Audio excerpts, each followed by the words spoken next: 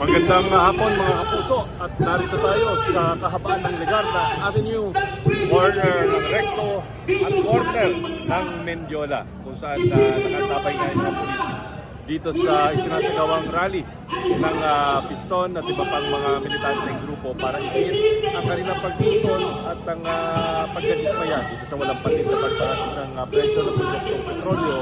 Siyempre, natin, Mendiola, yan na po ang pintuan papasok ng Malacanang. So, pakinggan natin yung mga pinagsasabi itong grupo na narito, no?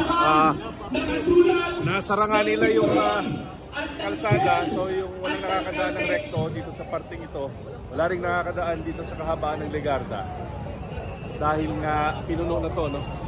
Ayan, dinarahan na po nila itong panulukang ito at dito sila nagsasagawa ngayon ng kanilang kaya mga kasama, ngayong araw at mula kahapon ay matagumpay ang ating sinawa mga tauhan ng na transport strike, National Police. hindi lamang Pinapayagan lang namang dito sa National Capital gawa ng Region, kanilang programa. Mabuti na kundi lang may holiday ngayon. So, sa iba't ibang lalawigan yung ng paglalakad ating itong bansa. grupo mula sa Welcome Hindi Rotonda lamang papunta dito sa Mendiola. So, ang nagsindi, pinapabayaan sila na magsagawa ng kanilang programa ngayon.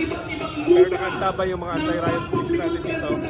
May mga shield, baton, pero maximum tolerance dahil pinapayagan niya ang pagsasagawa nitong rally na ginagawa ngayon. No? So, tabayan ng report natin maya-maya lamang sa 24 oras.